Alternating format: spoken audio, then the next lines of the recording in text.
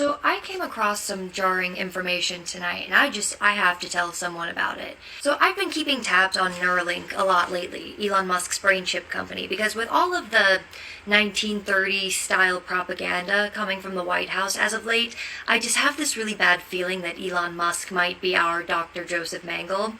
And here's why. First of all, if you haven't already, please go follow me over on Substack, the Drey Dossier. It's free. The link is in my bio. This full video is going to be posted there along with a deeper dive and with all of my sources cited. So please go subscribe. So in July of 2025, this year, Elon Musk announced that Neuralink needs to go from 7 brain implants to about 1,000 implants by the end of 2026. Now, that's about 993 people over the course of, 15 months now, who would be willing to get an experimental brain surgery.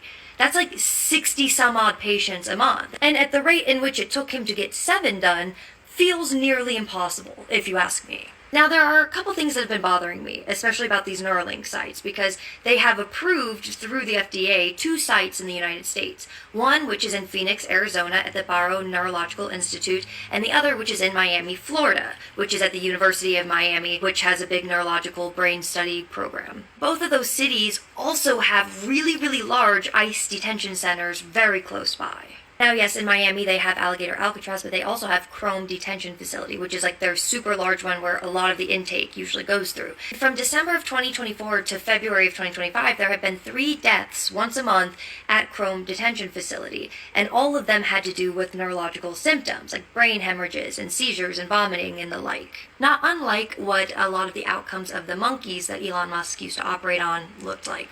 Just for the record. Now, there's a different kind of pattern that's equally concerning in Phoenix, Arizona. So Neuralink operates, like I said, at the Barrow Neurological Institute, and then right nearby there are major ICE detention facilities, Eloy and Florence. Now, the amount of time spent in solitary confinement at these Arizona facilities went from 14 days in 2024, which had been a pattern since like 2021, to 38 days in 2025 as the average. Like, that's a 271% increase. 38 days is more than a month with no witnesses, no oversight, no documentation of what's happening. And all of this just so happens to be going on and increasing right when Neuralink is also trying to desperately scale up their operation so they can stay competitive with other countries. So those patterns have been bothering me for quite some time now, right? Especially with the Alligator Alcatraz now, like, missing hundreds of detainees that have no record and like all of it. So I decided to dig a little deeper tonight, and I went to usaspending.gov, which is this website where you can search for all of the federal contracts that are made public. So you can search for anything related to, I don't know, the Department of Defense and neurosurgery, for instance. And that's when I noticed something kind of weird happening, because Honolulu kept coming up a lot with DoD contracts and neurological surgery, like over and over and over again. And I'm thinking to myself, why Honolulu? Like, what's going on in Honolulu? I mean, all of them were from the Department of Defense, and they were all for these different neurological services, neurological procedures, neurological surgery practices, and they were all ramping up starting in 2025. And the company that was getting all of these contracts was called NIR LLC, and the work was being performed out of Triple Army Medical Center, which is this really big military hospital in Honolulu. I'm thinking to myself, like, okay, well, maybe this is just normal medical family military care. But when I went to look up NIR LLC to see if I could learn more about them, there was nothing about them online. There's no company website, there's no physician names, nothing on them.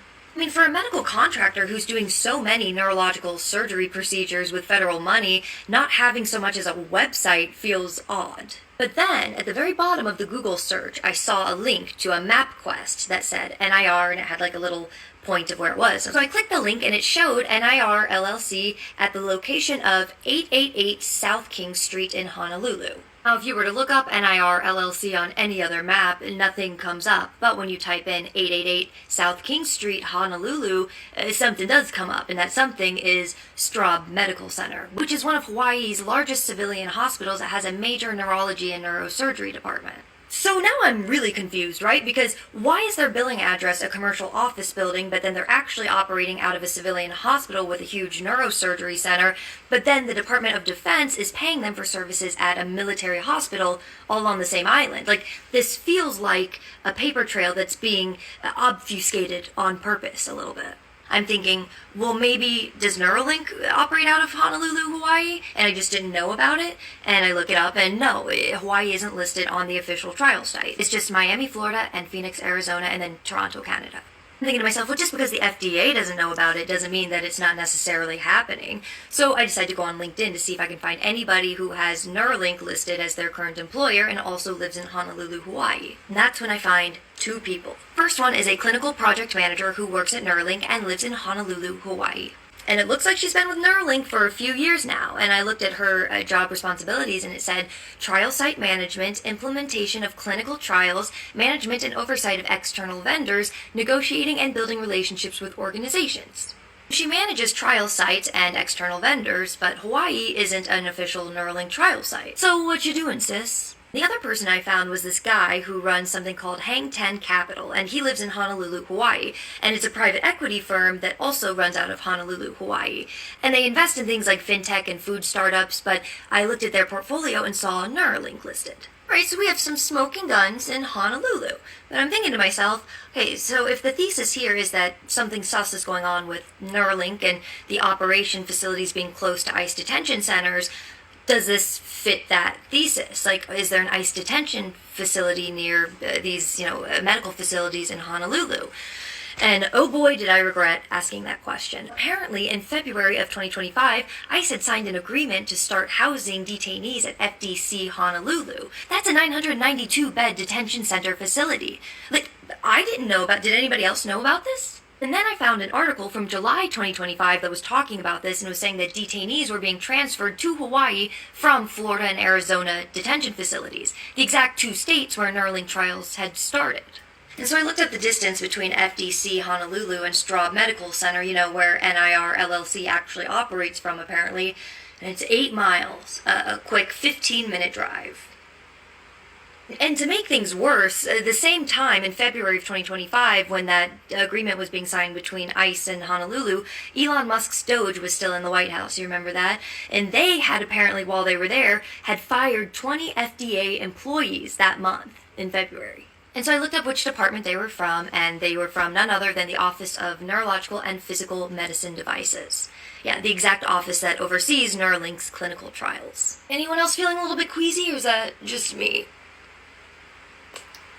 And so I'm looking into this further, and I found that when detainees are transferred to Hawaii, they're apparently often going through 5 to 7 different facilities first. Like, one detainee was arrested in Florida in May and then went through 2 other facilities, then to Louisiana, then Arizona, and then some California facilities, and then landed in Hawaii. He wasn't even served with a charging document until June. That's a month of completely unaccounted time. Just think about it. Not only is there minimal oversight during that month, but then by the time that they get to Hawaii, they're 4,500 miles away from anyone. That's complete isolation.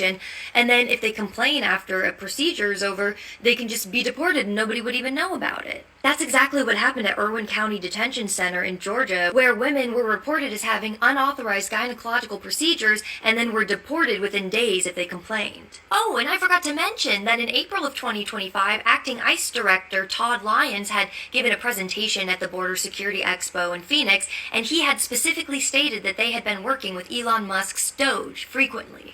That just doesn't make me feel any better, either. So look, either I'm seeing patterns that just aren't there, or we're watching something horrifying happen in real time. I mean, these are people who can't speak out, who can't sue, who can't even call their families. I mean, these people have moved through multiple facilities with no documentation and ended up moving 4,500 miles away from anybody who could do anything to help them. And if they wake up one day with scars that they don't remember getting, who is going to believe them? I need people talking about this, journalists who are in positions of power who can investigate NIR LLC, and lawyers who are asking about these transfers to come forward and speak publicly about it, and someone with power demanding these answers, because I don't know what to do. Because if I'm wrong, then great. We can all sleep better at night knowing that this is just some bizarre coincidence. But if I'm right, then that means every day that we're not talking about this is another day that somebody could be getting hurt. Like, really hurt.